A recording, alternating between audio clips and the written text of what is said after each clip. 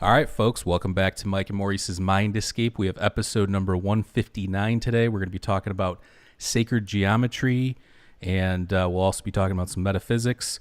Our guest today is Ethan Indigo Smith. He is an author, a philosopher, and he just has a general knowledge of all these esoteric topics that we talk about on the podcast a lot. But you can check out his link for his website down below. I have it down there at the bottom. And also check out our website at mindescapepodcast.com. Also check out our Patreon at patreon.com/mindescapepodcast. For $2 a month, you'll get exclusive content and episodes. And one more thing, head on over to indrasweb.org and sign up to get an alert when the app goes live. It's an app we created for, rational discourse and fringe topics and hypotheses and theories and all that wonderful stuff. So that will be going live soon, so sign up to get an alert.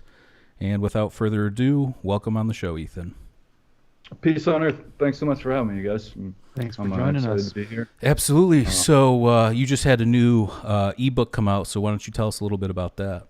Yeah, I recently published it, and I like to share it as a free ebook on Amazon whenever I can. And it's called Marijuana and the Prohibition of the Divine Feminine. And essentially, I relate how cannabis is reflective of the divine feminine, in that there are so many uses for hemp and cannabis that it's like the mother plant. It's like the motherly caretaker. And if you look at where I start that book is with an article actually about what indeed is the oldest profession. And some, jazzy white producer from California came up with the idea, what the monicum that we all are familiar with of what the oldest profession is. This is not an old concept. The oldest profession in actuality is the nurse, the mother. And that's why you see nursing being having a double meaning of the caretaker, the healer, and the provider at the bosom for the baby, right? So the oldest profession is nursing, and just like the marijuana plant, the divine feminine is a provider just like that. And actually, in researching the etymology of words, if you look into the etymology of cannabis, it's actually arguably from the Hebrew word for cannabusum, the Hebrew word cannabusum, which means bosom, right? And that's where kind of the relationship started in ancient Hebrew even. Yeah, it's interesting. You mentioned all the different uses for cannabis and hemp. Last night we did an episode on all the archaeological finds and news and everything of recently, and they discovered in the Ellora caves in India, they used hemp with the plaster that made it stronger and helped preserve the caves for a lot longer than they would have been. So, you see it all over the world, and there's a lot of suggestions that cannabis was soma or part of soma, things like that. And as you mentioned, it's been around for a long time and has a lot of esoteric symbolism associated with it. And even biological aspects, in the sense that we've been kind of like interwoven with this plant that. And not only humans, but even all up and down the line, insects have cannabinoid receptors, right? So we actually utilize cannabis in a way to make our immune system function properly, right? Yeah, and obviously there's tons of research going on now that it's been made legal in a lot of states, and I know there's still a big push to get some of the other states that aren't there yet, to that point, but. It's good to see that the tides are turning, and I think that there can be a lot more medical research done, because I think that at the end of the day, it doesn't matter what average Joe has to say about it if the medical industry or the medical field is against it. So I think that getting everybody on board with that is huge too. So, but I want to talk for a second too about how did you get into all these subjects? Was there some sort of like paradigm shift, or I know you're big into the allegory of Plato's cave. Did you have a Plato's cave moment, or Well, I think if we were alive at that point in time and conscious of reality more than just being a kid, 9/11 was a paradigm event for me. But at one point, someone asked me, "Oh, wow, this is an amazing book, Ethan. How long did it take you to write it?" And I said, "Well, about 35, 40 years, right?" And so it's kind of like a evolving process in life, right? Um, but I would say that the 9/11 event was a catalyst for me to start conceptualizing things it, in line with the allegory of the cave, but even just scratching the surface of what was the common thread, because there's always something there's always a veil to pierce. There's always something to uncover. and you mentioned you were from New York, so were you living in New York at the time that that happened, or I was not actually, no, I was in California when that happened. okay? Yeah. Yeah, I mean, Um, obviously that one. I happened to be in New York when the first World Trade Center attack unfolded, the one that was in the 91 or something, maybe. Yeah, I mean, I think that being your hometown, obviously, probably definitely had a little bit more resonance, and obviously people that live Sure. there and stuff like that, it definitely hits closer to home. But so going from there, like, what was the first thing you got into in terms of like these subjects, whether it be esoteric or occult or whatever? What was the first thing that you really gravitated towards? Well, I would say I kind of gravitated towards Tai Chi first because I kind of had, being a snowboarder for so long and fantasizing about being a ninja, Tai Chi just kind of had a real resonance for me. And it really is philosophy in practice.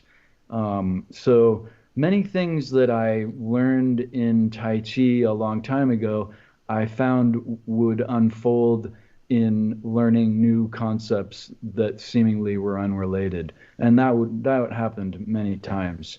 After 9/11, quite a long time after 9/11, but with the politics of this Orwellian world that was developing with the after 9/11, I started writing a book that proposed there was four types of consciousness, and I utilized the allegory of the cave to illustrate that.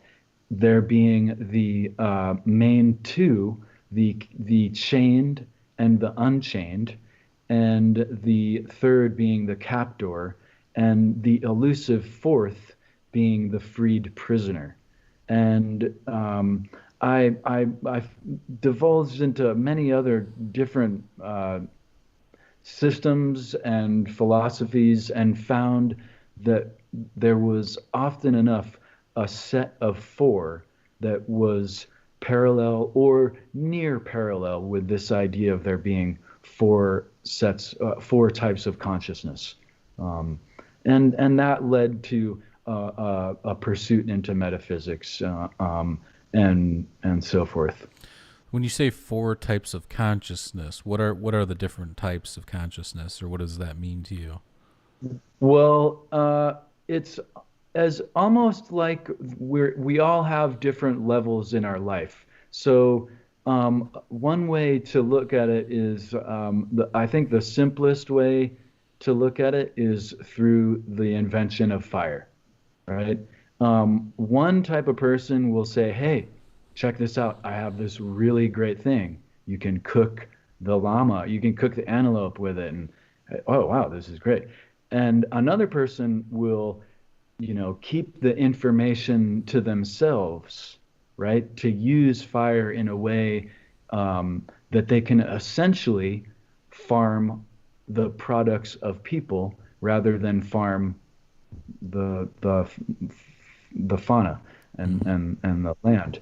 And then there's also the people that are completely unaware of the fire, and there's also the people that are convinced that fire won't burn them, or that they have a certain idea about a thing that they can override actuality with belief. And this is actually, you can see this play out. The allegory of the cave is, sadly, although it's insidious in the Western world, as far as its relationships in movies and stories and so forth, it's not so well known, right? But perhaps a better way to depict these four types of consciousness is through the wise monkeys, which is really one of the oldest adages on the planet. And it's mostly known as three.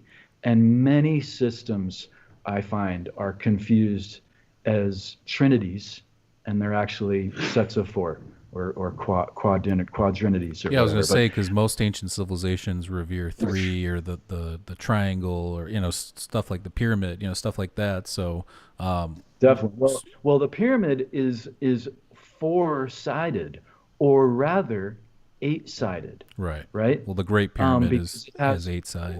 well, maybe it has even nine if you look at the bottom, but it has um, uh, each each of the four sides has is twofold, right? Mm. If you can, it found that if you look at the Great Pyramid, not necessarily every pyramid, but they actually have kind of two parts to each wall, Yeah, I and think just the there, Great Pyramid and the Chinese I Pyramid think. and the big one that they just let go with like all the you know flora growing on it. They don't even really take care of it. I know, or like there's not really much known about the Chinese pyramid. But yeah, I know that those are the two that have eight sides that we know of. And that so the wise monkeys, there is see no evil, hear no evil, speak no evil. These are the three commonly known of the set of four. And to interject, in Japanese and Mandarin, four is a homonym for death. So they have an aversion, a cultural aversion for four, just like in the Western world we have with 13. Mm. And so the missing fourth aspect of the wise monkeys is really the only one that's wise at all. And it holds their dantian, their center point. And he or it is fear no evil slash do no evil. Mm. So there's the blind monkey, the deaf monkey, the mute monkey, and the mute monkey is more like with the fire situation. I know exactly what's going fire, but I'm gonna let these guys burn themselves, and then I'm gonna sell them bandages, Mm. right? They're the secret keepers, and they're the ones that are responsible for all the misinformation and delusion of reality that really is going on so much, to the point where we literally are confounded by actual stone history, as you guys concentrate on, that they say, well, we don't know how to explain that because that doesn't go along with our story, right? Right. And their story is that um, we have now reached pinnacle, when actually it seems to me we've been degrading. Yeah, I think when you look at these subjects, so like you have the material or the materialist point of view that most science and mainstream, academia sees, and then you have this like whole other realm that like why are humans gravitated or why do we gravitate towards some of these esoteric topics and mysteries, and I think that that's actually what propels human evolution is actually this other side of things that makes us curious, that makes us look deeper, that makes us, we want to discover something. And I think that that just gets like thrown to the wind most times, and it doesn't even really get brought up. And whenever you hear an archaeologist talk about an ancient civilization or peoples, they don't really discuss like their religions or their metaphysics or beliefs or whatever. So I think that that's an interesting point, and I think that that's why you see all these YouTube channels and people talking about this stuff, and you and Sacred Geometry, you have Randall Carlson, and you have Graham Hancock and all these people giving these alternative points of view, because that's not really out there for most people on a day-to-day basis. I think we're so generationally soaked with lies too that we can't even quite explicate why we have the curiosity to the other, to the, for lack of a better term, alternative situation, because we're so immersed in a situation that is, completely corrupt. And Yeah, Yeah. it's a lot by more something comfortable to just accept what's going on and kind of turn a blind eye to it. And I think this is a religiosity kind of construct, right? Where whether it's the religiosity of dogma or the dogma of the state, right? Where we get into a modality where, no, just stand in line, don't get out of line, don't Mm-hmm. question the situation. But as soon as you do, as soon as one does, just like you just said, there is the evolution, right? There's the catalyst for refinement. Hmm. Don't you think though that there's also, it becomes a slippery slope too? Like this is what we've tried to do or cultivate on our show, is that early on I believed some of the more crazy, outlandish things without really diving deep into stuff. And I think that that's what people as a whole do on social media. They hear one thing and then they run with it without actually doing a deeper dive. And the same thing happens within these esoteric and occult and all these topics too, is where somebody makes a connection but then they don't go further with it to like either debunk it themselves or figure out what's actually going on. And with our show, or what we at least try to do, is do that deeper dive, ask the tougher questions. And I don't want to just blindly believe or have faith either. I want to find some sort of, not necessarily empirical, but just something that I can hang my hat on and say, this is what they were trying to get at back then, or this is the ancient wisdom that they were trying to teach. And it doesn't have to be associated with magic and mysticism necessarily, because I think that there's a lot of practical knowledge that can be learned from ancient civilizations too. But I do think, like I said, there is a slippery slope. You have a lot of snake oil salesmen. You have a lot of people saying crazy, outlandish things and getting people behind them, because when you say crazy things, people gravitate towards that because they like the idea of something being such a paradigm shift to them that, again, that they don't really look into it that much. Yeah, we've become a very snippet society, right? Like everything is a minute snippet of what was an hour-long speech to doctors or something to their peers that can be then taken out of context and flipped into modes that it wasn't even meant to, or it wasn't related to. And this happens all the time. And this has been a real big roadblock for me, or not roadblock, but something I'm aware of to get over as I research things. So to find a consistency in what we've been told are different cultures, to find correlation and correspondence with peoples that are supposedly divergent. I think this helps us find like what was the really valuable teaching or lesson they were trying to impart. When we get rid of all the superfluous, we can find certain core teachings. Mm-hmm. Something that has helped me do that actually is four. And like all these different cultures and places actually have really essentially remarked and celebrated the set of four. Another one that's amazing is the Om symbol. right? And it's again the oldest symbol on the planet, right? Mm-hmm. One of them, and it is known as having three enunciations, but it actually has four. And of course, the fourth one is going to go missing. The first three, A, U, M, Mm-hmm. and the fourth, silence, right? So the fourth in itself is this silent aspect, this meditative, this spiritual uh, um, relationship that's metaphysical in and of itself. It is beyond the physical.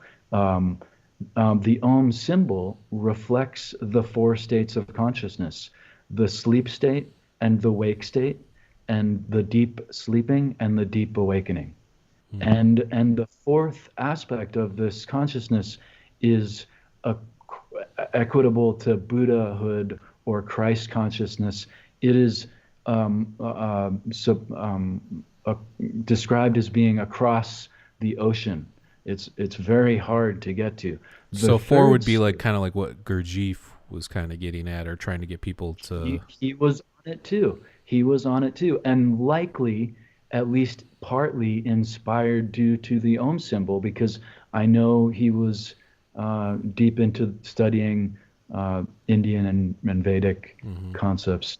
And so the third state of consciousness is, I refer to it as being in the zone, and it's that meditative state that we reach in our artistic or athletic endeavors, where people go, "Whoa, how did you do that?"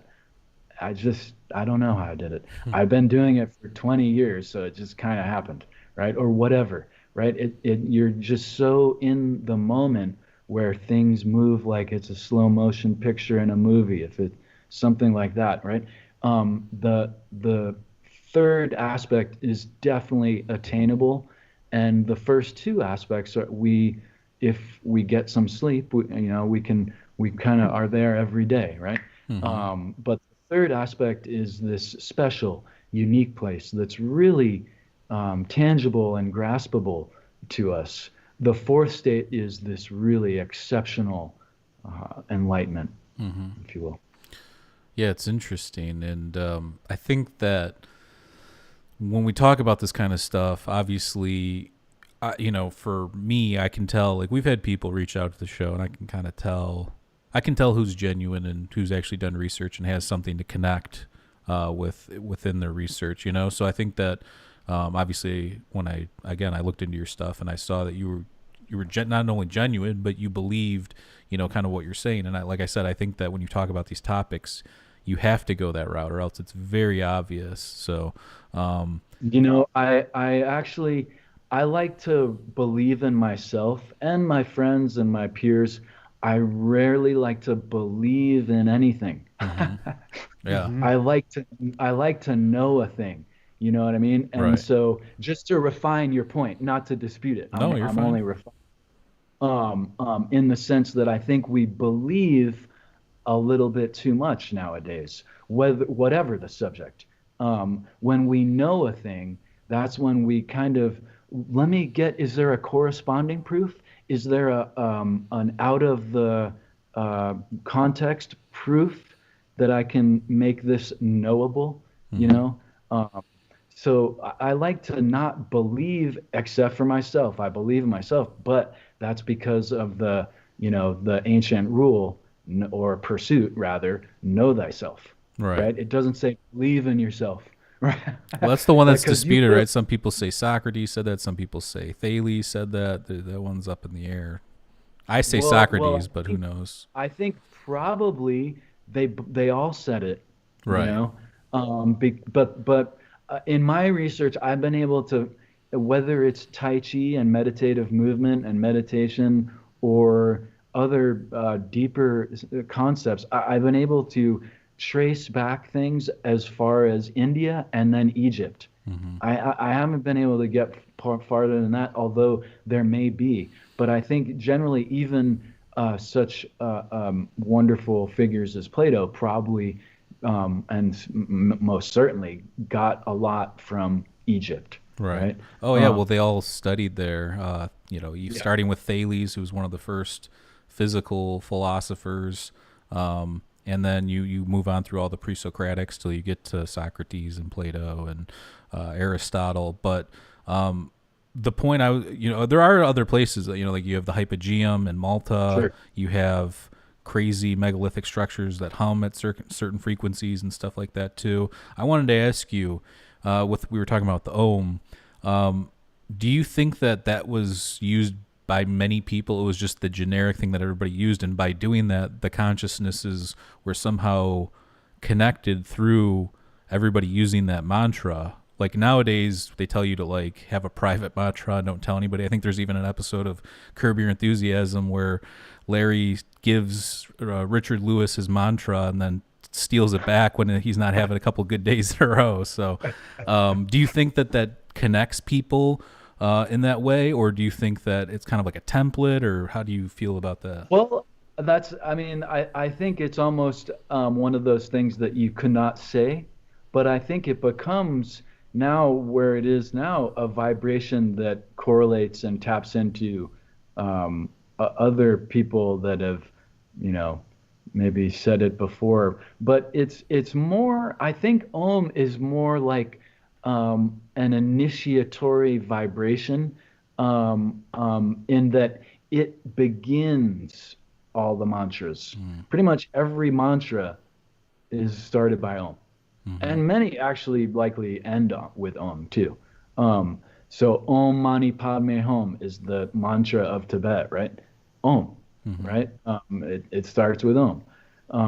And I mean, all sorts of more elaborate mantras start with Om. So it also the reason I say it might, or I want to say it's one of these primal enunciations and vibrations is that the AUM sounds are the ones that we can make without our tongue. Mm-hmm.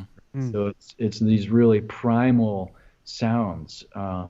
So I think it's a primal resonation that whether it was the sound or there was another sound in a certain place where they weren't using Om, they were just Right. doing different. The vibration was almost the concept behind it, in the sense that we're finding now, oh, sound heals, vibration heals.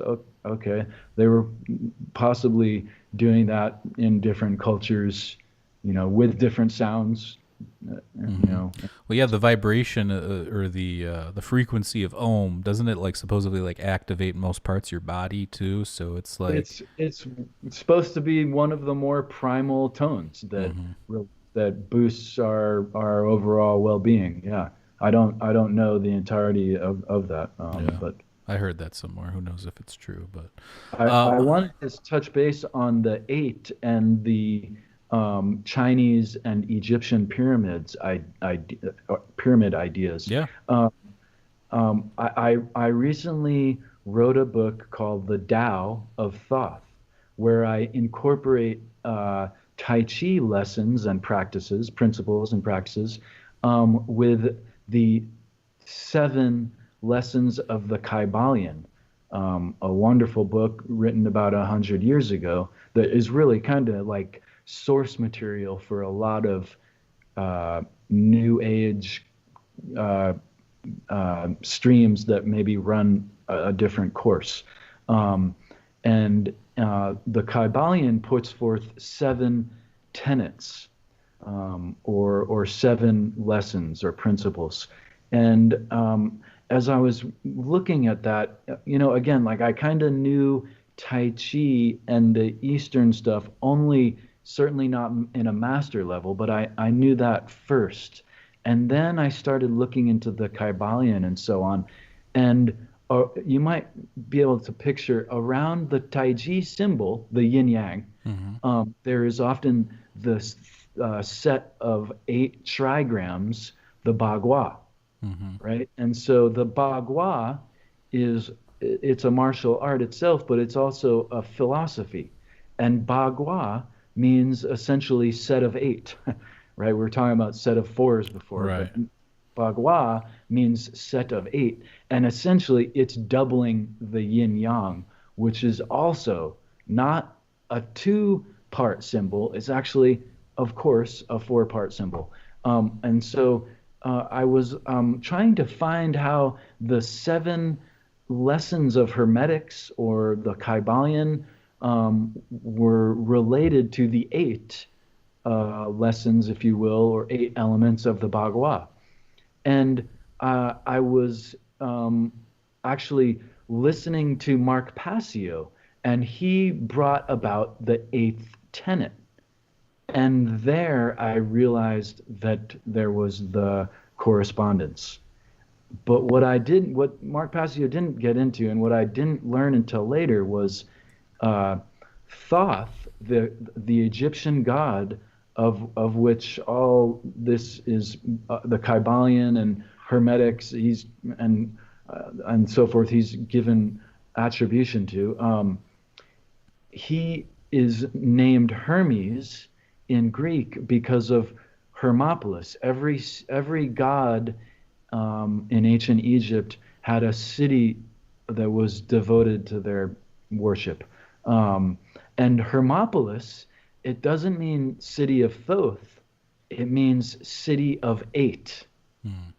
And when I found out that Hermes or Hermopolis meant city of eight, I realized that I wasn't just projecting, and with my obsessive compulsion disorder having to do with numbers, that indeed there was a relationship between the eight tenets of Thoth, and the Bagua. And as I was looking into it further, there is, of course, there's the Silk Road. Of course, there were peoples that were trading with each other, and even though they were disconnected. And so it makes me wonder, why were there the pyramids of the East and the pyramids of the West on these two kind of ends of the Silk Road, if you will.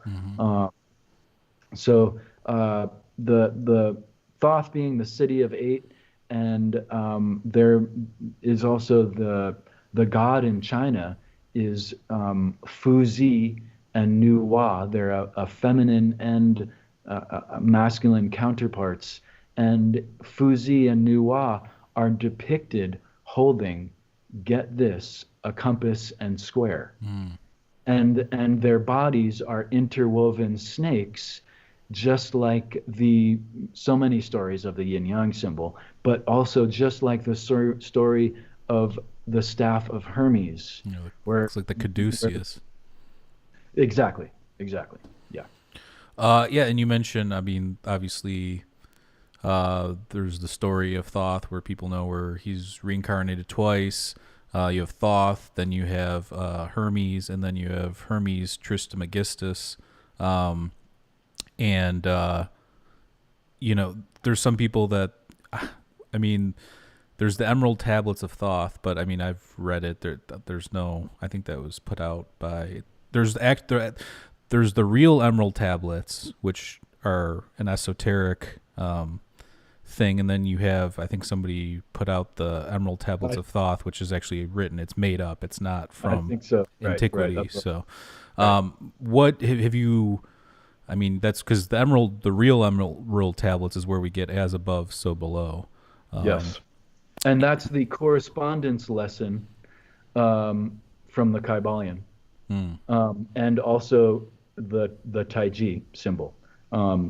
This is a very important lesson, not only in martial arts but also in the philosophical attributes of the symbol. And so what we know as the yin yang symbol is in Chinese called the Tai Chi, meaning the grand ultimate, containing yin and yang, and the yang in the yang and the yin in the yang. Did I say that correctly? But there's the element in each main swirl, right? So there's the greater yin and lesser yin, the greater yang and lesser yang. there's the four parts again. Mm. And uh, the grand ultimate nature of the Tai Chi symbol is that with the correspondence idea, you cannot have one without the other. And Yeah, they are mutual, not only mutual, com, relatable, but mutually dependent. absolutely. And I've thought about this before, and I wanted your take on it. So, I meditate a lot, and I've mentioned, obviously, about our show. We talk about like psychedelics and stuff, but just this idea came to me one time where just thinking about Thoth, who's known as the scribe god. He's known as like a trickster and a bunch of other things, but a scribe god from ancient Egypt, and just the thought of writing as a technology. Most people don't think about that, but writing is pretty much how we got here. It's pretty much, I think it probably evolved consciousness more than anything else in modern times. So when you look at that, that is pretty much magic. So when people talk about magic, yeah, you can get crazy with it and go down a rabbit hole and come up with some of the more weirder aspects of the way people think about it. But then you have it as a reality where once something's written into existence, then it becomes real. And if you look at all the hieroglyphs and everything like that, they probably revered that as kind of what I'm talking about, is this altering of consciousness. Let's go to the next level with this thing, because before that, I think the prevailing wisdom pre-writing was that these oral traditions passed down from generation to generation. You have the Aboriginal oral traditions, you have, the Polynesian oral traditions. So there's all these traditions that are found that predated writing that helped us evolve, but then you get to the whole writing thing, and I think it actually had a huge influence on us. Sure, and it exponentially progressed the world in that sense that we had the vocal teachings in the past, which helped an individual better themselves so that they didn't get stuck in the same predicament that the last generation did. And then with writing, it just exponentiated. And of course, every media that we have now is basically dependent on our ability to process words, right? So even now, it's because we're literate that we're able to impart something that people, I'll look into that or whatever. So I think it really is magic in that sense. And magic, if the main part of that word is ma, right? The beginning of it is ma, which is, if you look all across the world, everywhere you go, ma means ma. It means, just like I was saying earlier with the divine feminine, marijuana and the divine feminine, and the prohibition of the divine feminine. Everywhere you go all around the world, not every language, but in most all totally separate languages, ma, it all means mom. It all means the feminine archetype. And so in Tai Chi, if you most of the world is very focused on the yang, the masculine, the visible and the tangible and the material. Magic is having to do with yin, right? And that's where we really kind of can make and break new ground, right? And if we're always in the physical, that's not necessarily bad. But if we get into the beyond physical, the metaphysical, the spiritual, that's the yin aspect, and that's where you can really make things happen in a different way, right? Like just in the simplest, most basic thing, weightlifting, right? You can do your weightlifting without your mind. If you use your mind to trick yourself that it's actually a heavier weight, your body will produce different chemicals, and you'll actually kick off a different um, progression and level of strength, right? So you Sure. can work out with a heavy weight, and that's good. You can work out with a little bit lighter weight and act that it's much more heavy and get better results. Mm. Mm. So just one of the little, Tai Chi, I sometimes describe it as a way to trick ourselves, right? Mm. And we trick ourselves all the time, and we're also tricked all the time. But we trick ourselves to be a better self, right? To be more stable, in flux, and more capable of producing the good chemicals rather than being at the at the orders or response to others, and produce negative chemicals. Right. I wanted to chime in here, and we're talking about how language was kind of the beginning of magic. What's your feeling on now the internet and being able to transfer this language or ideas so freely? Do you think it has a positive effect or a negative effect? Obviously, we're using it for our, to try and better the world, but um, I definitely see how it could have a negative effect as well. Well, I think everything has a positive and negative. What I've noticed in the last, I've been writing for different websites now for over a decade now and sharing stuff, and I noticed uh, um, different time periods where they would do different algorithms on the various social media and stuff. So I've noticed. I think that the proverbial they, the powers that be that would like the status quo to continue, really don't like articles or content thoughtful shows. Um, if one dramatic shift that occurred in social media a couple, I guess, right before Trump, about 4 or 5 years ago now, was the institution of more snippets, more videos of dancing bears and so on, and more pictures. So Mm. pictures and videos are put to the front of the line. And so that shows you, what do they not want people checking out? Well, on the simple surface aspect, they don't want people leaving Facebook, leaving the social media, right? So Right, an Mm. like article would Instagram was a good example of that with all the pictures and the videos, and even the videos get better results if you make a video than if you make if you just post a picture. right, right, and there's no way to even. I don't even know how to share an article on Instagram. Like Have you how seen would I Social use Dilemma like yet?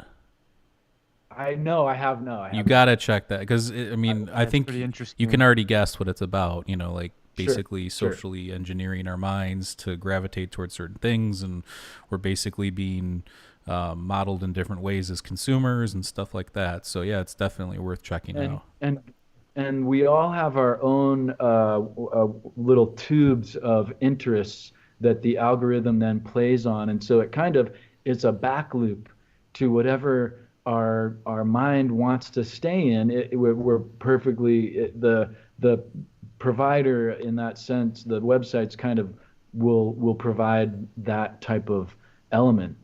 So you have to really try to look outside the box, I think, still. Yeah. So I think it's important to get thoughts out there that, even if it's wrong or false, rather, not wrong, not right, that would be bad, but if it's false, it might get people to fact check, right? So maybe even if there's an element that's not correct, if it's communicated in a video, if it's getting people to look into it, that's great. But if it's a snippet concept, then it people automatically presume that it's what they want it to be, and they have this zealous mode, and that is, I think, detrimental to all of us. Yeah, I think that kind of comes down to even school and like philosophy and like being taught how to think, not necessarily like Sure. what to Well think, but said. like how to look into things and how to think and how to question things. And I think that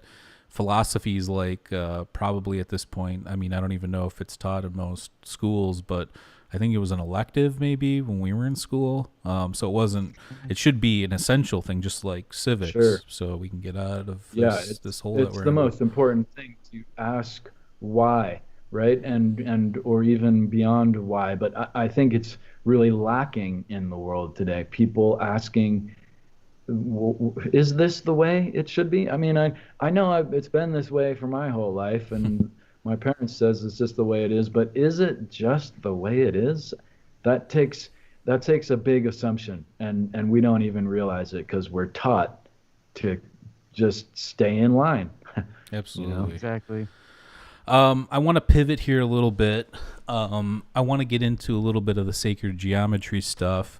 I want to talk about 108, and we a long time ago, when I learned that about the sun and the moon's diameters and the distance, and if you divide them, you get 108.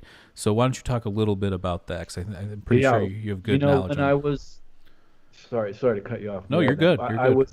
I was finishing off the Matrix of Four book, which is all about this different sets of four, and using that in philosophical terms. And I met a yogi physics, a yogi that had studied physics, believe it or not. And I asked him ignorantly about four and Hinduism, and he said, "Well, Ethan, it's basically everything." And he told me about the Om symbol that I mentioned earlier, and my mind went because I had this whole idea, and then I realized that, oh wow, it's even older than I thought. And then he said, "But Ethan, it's all about 108." And I was vaguely familiar with 108 already because of Tai Chi. In most of the long forms of Tai Chi, there are 108 movements. Of course, they're counted as 108. It could also be counted as 137. It's more to pay the numbering in this the Tai Chi form is more to pay homage to 108. So, as you remarked, the distance between the Earth and the Moon is about 108 times that of the circumference of the Moon. The distance between the Earth and the Sun is about 108 times that of the Sun, circumference of the Sun, diameter, excuse me. Um, and uh, so it in one sense can be used to look for habitable planets outside of our solar system because the size and distance ratio, and depending on the type of sun too, there's a place that's right in this 108 provision kind of that would be habitable to people. Um, and as I'm looking into it, um, I conceptualize that it is, one of the simplest meditation instructions, even though it's this profound number that has so many mathematical and metaphysical elements. It is the simplest meditation instruction. Be one with the breath, let zero thoughts coalesce, and tap into the infinite. And of course, our number system in the West is Vedic, right? So these numbers were not necessarily the same, but the symbolism definitely was. Mm-hmm. The eight being symbolic for the infinite, the one being symbolic for the finite, and the zero have nothing in between. If you can have nothing in between the finite and the infinite, you have reached a level of mastery that all Tai Chi practitioners would adore and want to perceive. So the 108 is the simplest meditation instruction, and it is also just a mathematically wild number in that it's one of the few numbers that can be reached through even and odd multiplication, and it has all these mathematical constructs in it that are, you Mm-hmm. know, quite beyond me. I'm not a mathematician, but um, the it's really really profound. But it's basically be one with the breath, let nothing in between, and tap into the infinite. Wow, that's So blowing my mind. I love it. Isn't there yeah, something no, having to it's do with like 108 prayer beads too, or something like? yes. The Actually, every religion has that has prayer beads, has beads in multiples of number 108. Hmm. In other words, 36, 54, 20 something is another one. 36 is a fourth of a 108, and 54 is half. And the 108 beads of the Japamala, where on the surface, it's used to simply count mantras, right? As we were speaking about before, there's certain mantras that are said to provide certain cities or powers of perception and even action when you repeat them after certain processes. When you repeat these mantras, 948,000 times, you will then obtain this city, this Sidhie city. And so it's used to count mantras, and there's actually 109 beads. There's the Raja bead, which you don't go over, right? Hmm. So that way it's becomes, otherwise counting a mantra is like a thing unto itself. If you count, oh, I went back and forth. This is the odd direction. This is the even direction. That was 10 times. That's this many mantra expressions. Right. Um, and so 108 is kind of everywhere, even in different measurement systems.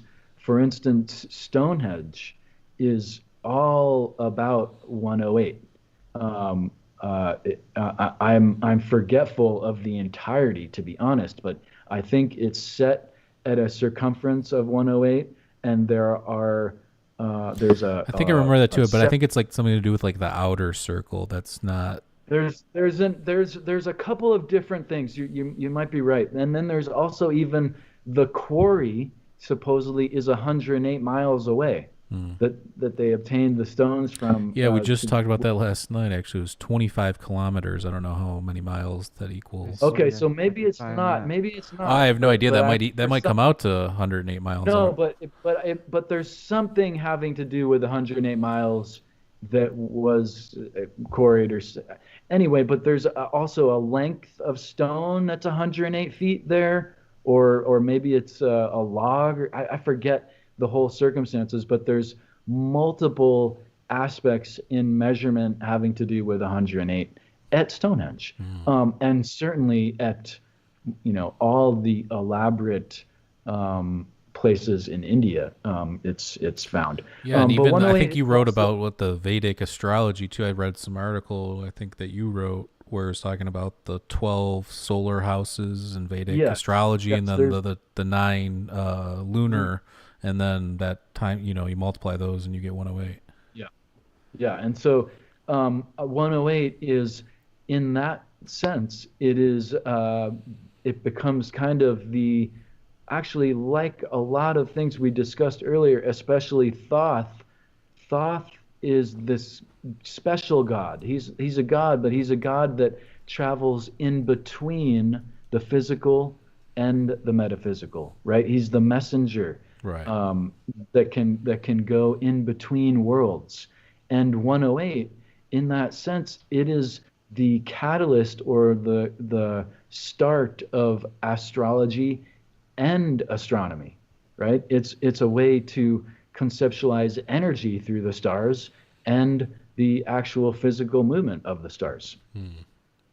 Yeah, actually, for The weird thing, so sacred geometry, the first time I even heard that term, I think was on Rob and Big, that old MTV show, and Rob Dyrdek they went in to buy like a bunch of like lotto tickets, and they had all these sacred geometry. They called it Sacred G, and they had all these sacred geometry like posters and stuff, and they were putting the tickets all over them and stuff like that. And they actually, I think the last one he did, he hit a big one, but yeah, that was the first time I ever even heard of that term before. And as I was looking into my book, The Geometry of Energy, How to Meditate, and I did not necessarily find the 108 in that. And then I looked in my rearview mirror, and it came to me because I had carved 108 I had written 108 in my dirty rearview window, and those are Carved, the he's got a only chisel. numbers. He's chiseling out the window. Yeah. 108. Yeah. Glass flying everywhere.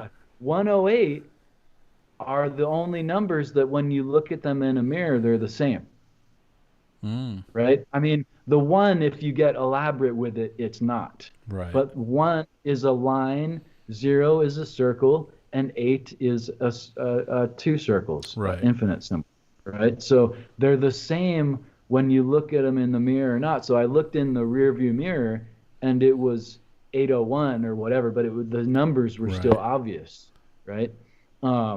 And so in that sense, 108 does have a relationship to sacred geometry in a parallel, at least.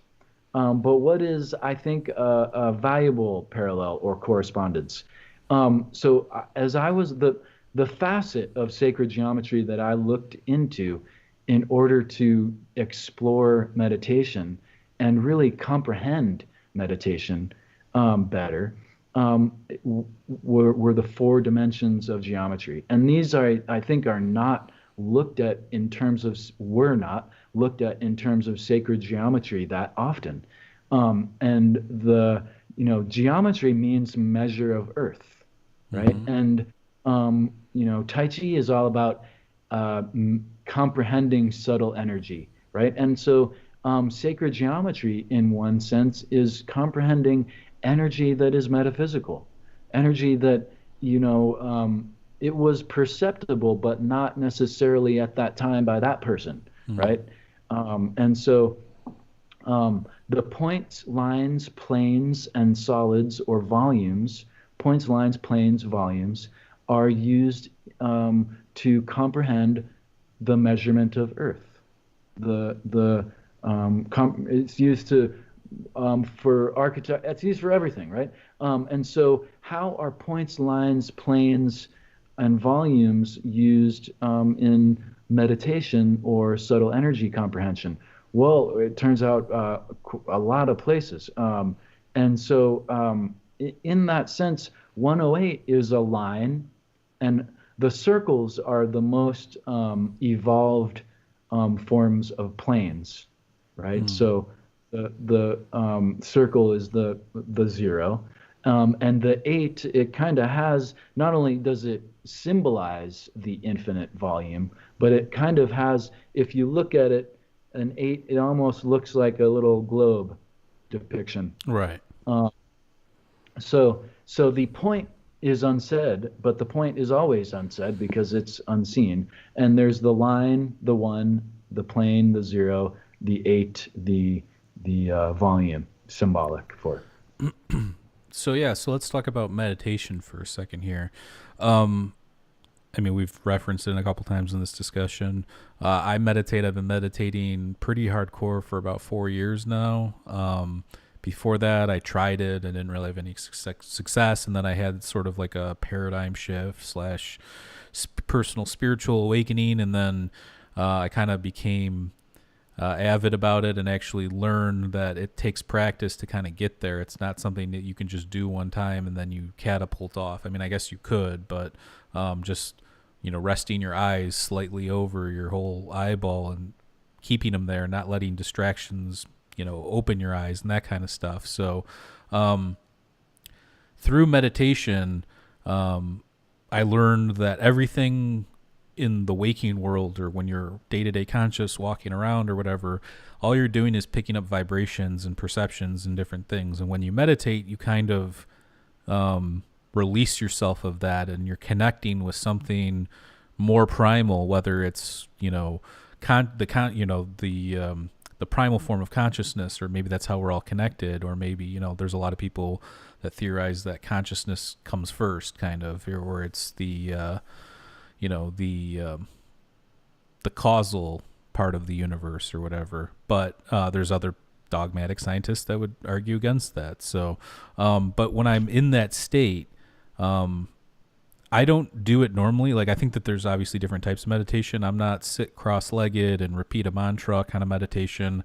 I'm take a shower, stretch, have a fast that morning, and then lay on top of the bed, not like under the covers or anything, and just like slowly put my hands over my chest, and then go into like a visionary world where, I get rid of all the outside stuff, but then, there's these lights that come that I try and follow sometimes. And, so there's different types of meditation, I guess is what I'm trying to say. And I feel like mine's a little bit more like visionary oriented than, let's say, somebody that's just trying to get rid of the outside noise. But how do you meditate, or like, how did you learn, or do you think that there's a way that's more effective than other ways, or?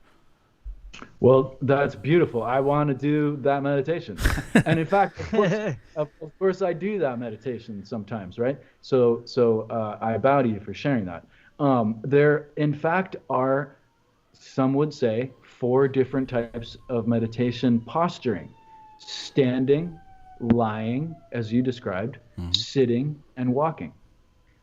Some Taoists also say that there is the 5th, which would be sexual union, right? So tantra and so forth. Okay. But essentially, there's 4 physical postures of meditation: standing, sitting, lying, and walking. And I think the most important facet of meditation is clarity, as you touched on. Finding a way to remove the attachments, remove the distractions, remove the upsetting interactions of the day to find clarity is really, will enable you to find peace, will enable you to become enlightened. And to that, I think all these different groups, not necessarily the religious aspects of them, but if you look at the religions in total, there's always, in the Islam, there's the Sufi. In the Hebrew, there's the Kabbalah. In the Christian, there's the Gnostics. In the Buddhist, there's the Tibetan Buddhists and the Bones. In all these different systems, there is an elusive group that is retained or kept on trying to do what is the ultimate goal of our existence, arguably, let alone the goal of the institution of a religion. It's to obtain immortal consciousness, to have our consciousness supersede our very physical problem. Because we, in practicing Tai Chi, we all have the physical problem, right? Right. When we get really exceptional at self-defense in the infinite, it's not about fighting. It's about preventing there being a dilemma in the first place, right? It's about offering the person that is upset a drink so that there is no fight, whatever it may be. There are ways to become sensitive to the surroundings to where we can benefit in total as well as ourselves. And so, there's a Taoist notion: before enlightenment, chop wood, carry water. After enlightenment, chop wood, carry water. Yeah. Right. So we're here. We're here, and we are here with the same type of gravity that everyone else is under. And in order to reach a point of immortal consciousness? I don't really know. I'm still in that pursuit. But while we're doing that, and even after we do it, we're here. So, Yeah. so we might as well chop wood and carry water for the old lady or for whoever needs it or for ourselves or what have you. So I think meditation is a way to enhance ourselves, and it can be done in innumerable manners. The reason I call the geometry of energy how to meditate, I call it how to meditate because I focus on the four aspects of meditation, that being concentration, having to do with the point, connection, having to do with the line, circulation, the plane, and what I call unity expansion, having to do with the volume. And that is the sensation of uh, um, a mutual connection, mutual understanding, mutual being with our fellow man, and even our fellow grasshopper that happened to be on the same dirt at that time. Yeah, it's interesting. And actually, like I was mentioning before, like meditation separates you from the world I'm of vibration and the world of sound and all that kind of stuff. Um, uh-oh. Um, so what do you think so far, Maurice? You digging this? Oh yeah, I'm very intrigued and Mr. I'm learning a Vibration lot. here? sorry about that. No, you're No fine. problem. Uh, so Maurice, I call him Mr. Vibration because he recently had kind of a spiritual awakening and he got all into this kind of stuff. And but it's true. I mean, we do, receive all these vibrations that we turn into perceptions and paint this picture of the outside world and reality. That being the case, I mean, I'm just trying to think. So, like, when we're musicians, we play music. I know the impact that vibration and sound has on you, and we're big Fish heads and Grateful Dead fans, and we've been to all the shows and experienced all that kind of stuff. And when you're at one of those shows, you get blasted with this amazing sound, and it kind of takes you to a place, So, not having that in the meditation, I think, is a good example that even when we turn all that off, there's something amazing to be found within, and we can kind of start to paint our own pictures without any sort of outside intervention. That's exactly the intention of my exploration of the four dimensions of meditation, in line with the four dimensions of geometry, is to allow for the individual blossoming of meditation, not a dogmatic one. Because as you described your personal meditation, I think we all are trying to pursue the same peak from many, many, many different places, right? And so what is suitable to one person on one side of the mountain is not necessarily suitable to the other person on the other side at a different elevation. It might not necessarily be bad, but it might not be the direction that they should aspire to at that point in time. And so I think one of the very frustrating things for people that want to practice and learn Tai Chi is that they get a couple things and then maybe something happens and then they go to another teacher and it's totally different. And so it's a really frustrating aspect, but it's because it's a quality, not a quantity, right? And meditation is in the same aspect, that it's about how we are, not what we do, right? It's not what is your meditation Gnostic? Oh, well then Yeah. that's, Because then you're just carrying it, the same thing that religion does, but into that realm, which is exactly. pointless. Exactly. And Uh, so I think a big thing is to get rid of the adamancy and the ardency. I meant to say the adamant approach and the ardency that we have to even our meditation constructs, and certainly the way we carry ourselves. I want to, you've mentioned Tai Chi and I know you practice. Don't you even have some sort of Tai Chi session today I there? I do teach. I teach often enough. Yeah.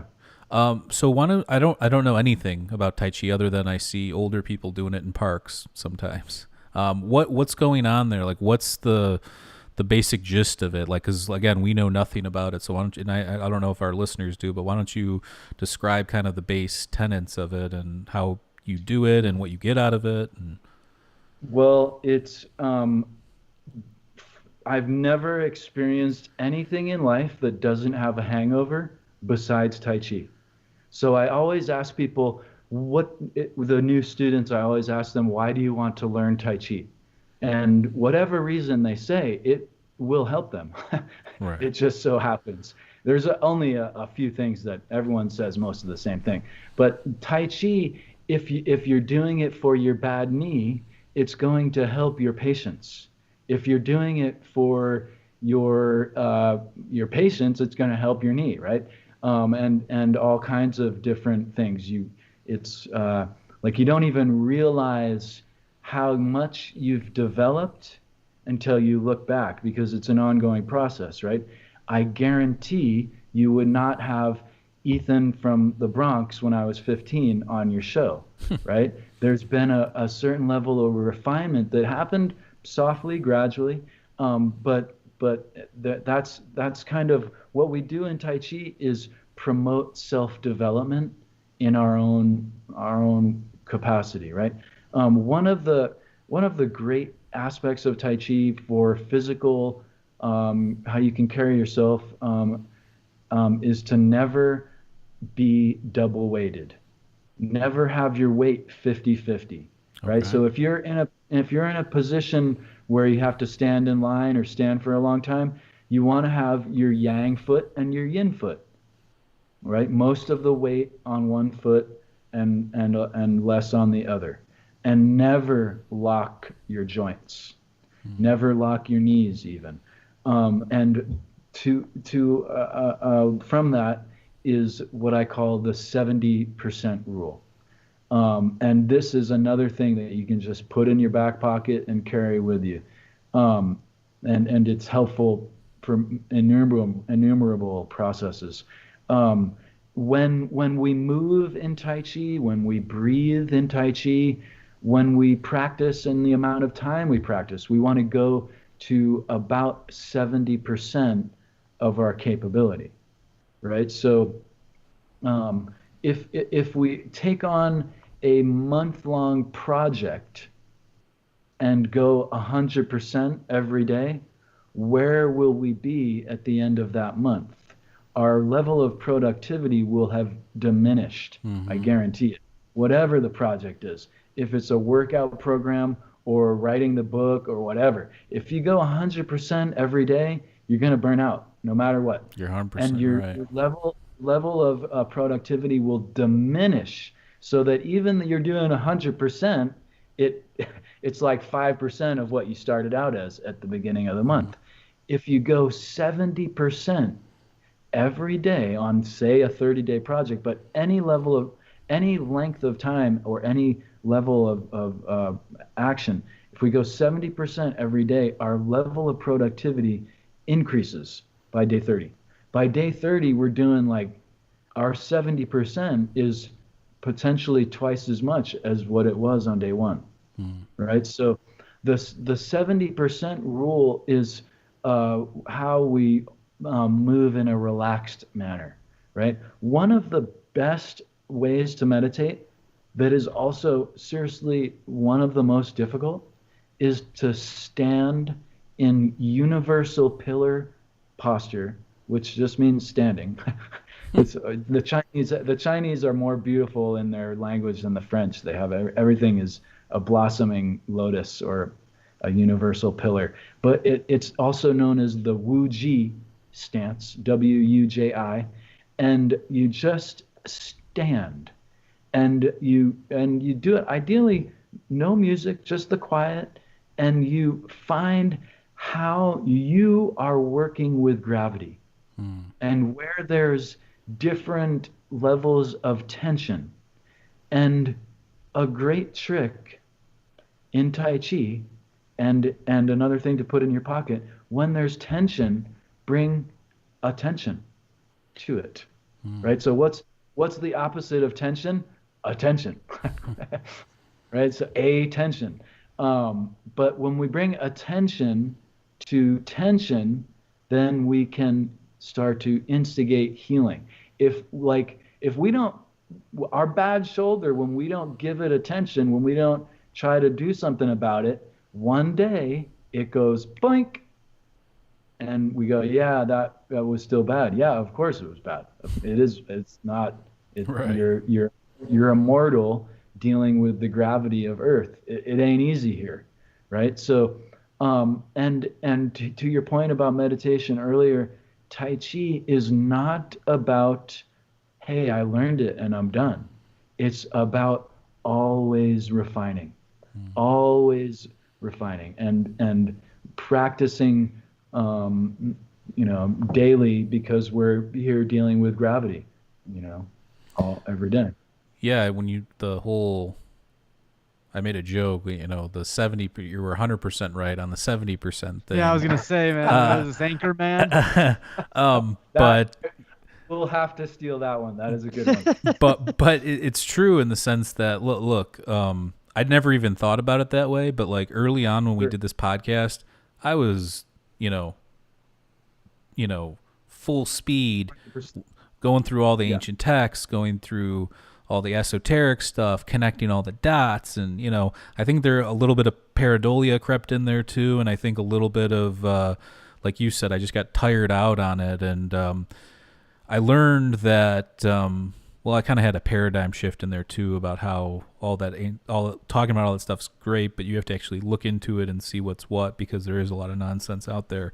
But from doing that and doing this podcast, I learned the 70% thing is true in the sense that there's going to be weeks we can't get one in. Maurice is out of town. I've got this, I got that. You just kind of got to move on with life and keep it going. And then there's times where, we'll do 3-4 episodes a week. So it's just this thing where you kind of have to go with the flow, and you got to put in at least a little bit of something into the craft, to keep it improving. And if you watch one of our first episodes till now, the quality, the audio quality, the visual quality, the topics, everything's just that much better, because I do see it as a craft, and I do see, I do put work into it, and I do produce these systems. And once these systems are in place, then you can really hone that 70% in and just play off of the system and just kind of, have fun with it. Well said. And I am of the nature too to just start running, and then see how things unfold and what needs to be shifted and refined. I think if we are to wait till we get things perfect, we'll probably be waiting a long time, right? Mm-hmm. So just getting in the game, that's I think the way to do it. I was going to elaborate on one more point about 70%. If God forbid, but this can be metaphor, but God forbid we're in a confrontational situation. If I extend my arm out at 99%, a bad guy can just twist it to 101%, and that means damage to me, right? Really easily. If I'm at that 70%, like you said, this week we got to expand our work contribution and efforts. You have 30 more percent to give. Right. You have no breaking is nowhere near where you're at, right? So the 70% rule allows you flexibility to expand. If you're at 90%, you can't. There's no room for that. One thing I realized recently is with dealing with people, specifically a young person, but people in total. I pretty much talk to the young person just like I'm talking to you. I rarely shift. I try not to be condescending or silly. There's certain things I don't talk about, but I'm always talking very straight up and eye to eye, and barely ever do I raise my voice. Right. But if I do, then they know it's serious, right? If I go from 70 to 95 in my enunciation, the person goes, oh, that's out of the beat for Ethan. What's going on here? if someone like most people in the Western world are functioning at 90% all the time, and then they get upset and they go to 95, no one even bats an eye because Mm. that's their rate, right? Yeah, that's a So good point. if you're at 70%, you can actually engage much more efficiently at a lot of different levels. So Tai Chi is about finding structured relaxation. In that is a 70% mode, right? Yeah, it was just for some reason I was picturing you were doing that, like talking to my cat the same way you would talk to another human being. And I've seen people do that too. Actually, I've encountered that in real life, like somebody talking to their dog, like they're talking to their wife or their Sure. husband or whatever. And when you think about it like that, is actually kind of funny. But it's like, what do we know about animals' perception too? Like it's just I think they're just responding to certain cues and tones and vibrations and stuff. But Sure. who knows? I mean, I think most of it is tones and the sensation of the Right. vibration, but they definitely have a vocabulary There's an too. energy thing Oh, there too, if, yeah. I'm talking to my cat, oh, you're so cute or something like that. She flips over and wants to be rubbed and stuff like that too. And she also knows, hey, don't do that, and Totally. so yeah, I mean, it's the same thing with us. It's just picking up these cues and vibrations. To to the idea of energy. Bruce Lee, he grew up practicing Wu Tai Chi with his father Mm. and then got into martial arts. So Bruce Lee was like a really badass dude, right? But I don't know if the camera can pick up this gesture that I'm doing right now. Yeah, Yeah, I can. So like it's either come here or get out of here. Hey, right, get out of here. Come here. Right? And so which one are you putting out there? right, Which one are they receiving? Right? And so but it's the different there's hardly any difference, right? And it's all about the energy of it, right. right? And so if Bruce Lee goes like, "Hey, come here, you want to fight?" You run away, right? That no matter what Bruce Lee is doing with his hand, you go backwards, right? No, no thanks. So um, if you were gonna give a pointer or give some because I'm interested in getting involved with Tai Chi stuff. So for someone like me who has no concept of it, like what would be the first step to get into it? Well, there's all kinds of wonderful teachers online, YouTube. I mean, the best teachers in the world are on YouTube, Mm-hmm. whatever subject, whether you want to learn about nuclear physics or Tai Chi. I or find both in the it's same video. Yeah. or both at the same time, right? Um, it is important to get personal instruction with Tai Chi, as it is with most anything. But it's important because the teacher will give you some physical adjustments and also give you the principles towards what he might see as you needing adjustment on, or they might see. So, whatever area you're in, I bet you can find some Tai Chi. I would, um, uh, it's, Tai Chi and yoga and meditation, I think martial arts are these systems that are so fantastic that a lot of people get caught up in the pursuit of the right teacher. Mm-hmm. Be the right student, Hmm. and Ah. and you'll get a lot out of whatever teacher you go to. So pursue being a good student, and you'll get a lot out of whatever YMCA Tai Chi might be fantastic. Not to diss on anyone. I mean that like you really can find lessons through most anyone if you pay attention. But then you find who you click with and who you don't, of course. Mm-hmm. Um, but YouTube has some of the best teachers, but just for personal beginning instructions, you'll get the principles and some of the core movements. Arm swinging is really simple and really the most important basic Tai Chi. Look into that. Um, and that's just this really primal movement that you'll see kids doing all the time and they don't even realize they're doing it. But we're just kind of rotating the axis and swinging from our center.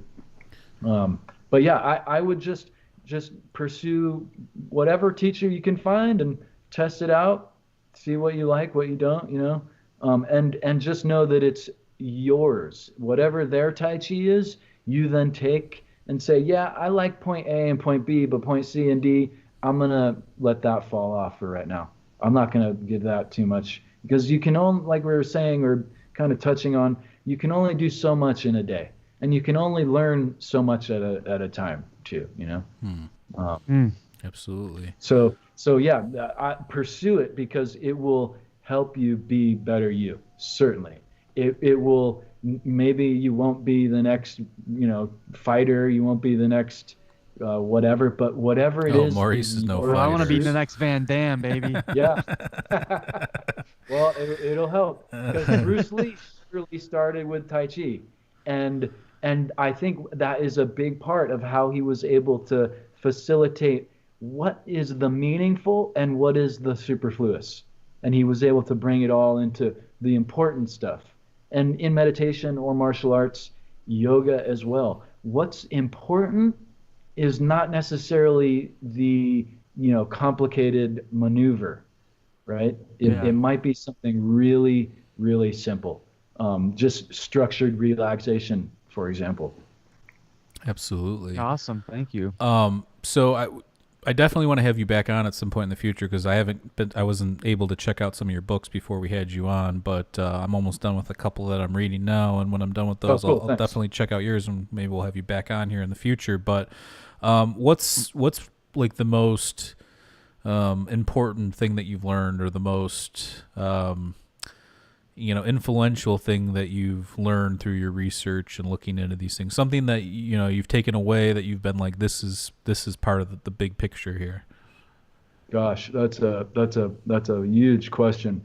Um, And I'm a huge man, I so there you I go. would say that it is the distinction begins with the distinction between individuals and institutions. And if we can understand the pursuit of individuals is immortal consciousness, and that's the high level pursuit. There's all kinds of places we can pursue before that, and most everyone that is pursuing anything is right. Hmm. Athletes, they're pursuing something above themselves, something bigger than their current state of being, if you will, and meditators too. So knowing the distinction between individuals and institutions, and then elaborating on individuation and getting rid of institutionalization. Hmm. No, that makes So sense. so yeah, we need to really know, like, our brother is in China too. Our brother is in Russia. Not our brother is the Russian state. Not Right. our brother is some other state that we may be under You're even. just saying Uh, we're all humans. We've all been babies. We've all been yeah. influenced and taken different paths, and we're all still here, and we need to figure it out. And pursuing individuation rather than institutionalization, right? Where we blossom to what is ourself that's best for ourselves and those around us, right? Not like pursuing the rewards for working for a situation. That's not necessarily individuation, right? Right. That's something that's positive maybe, but it's pursuing riches is not it, right? Hmm. It's pursuing individuation and not being institutionalized, because I think we are so institutionalized in general we don't even realize it. We'll literally fight for car companies. Right. Don't you think we will know ourselves better through learning more about ourselves? Like right now, everybody's so concerned about everybody else. Nobody's really paying attention to themselves with the state of the world and everything. But don't you think through looking internally through introspection and meditation and just learning more about who you really are and that kind of thing, that it might connect you more to other people than possibly even looking out in the outside world and reading social media and whatever? Sure, and it reminds me of what Socrates said. I believe it's Socrates, not Plato. We don't learn anything. we just remember, Yeah. Yeah.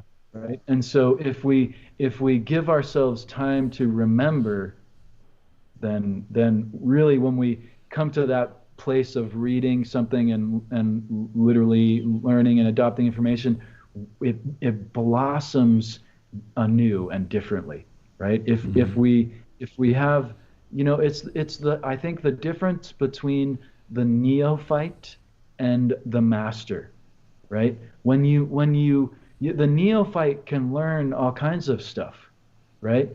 But to master it requires going within, or at least going away from other people. You may not have to like be too esoteric about going within, but you Right. have to get away from them, right? Right.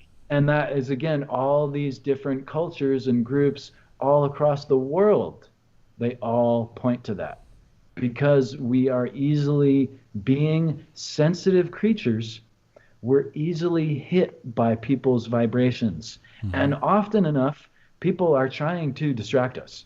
They're trying to make it so we don't develop, right? Sure. Like if you're in a situation where you're focused on self-development, people will, it's almost as if they're trying to pull you down, right? Mm-hmm. They don't, you don't even have to tell them about it. They'll just sense it and they'll try to throw some wrench into the system, Right.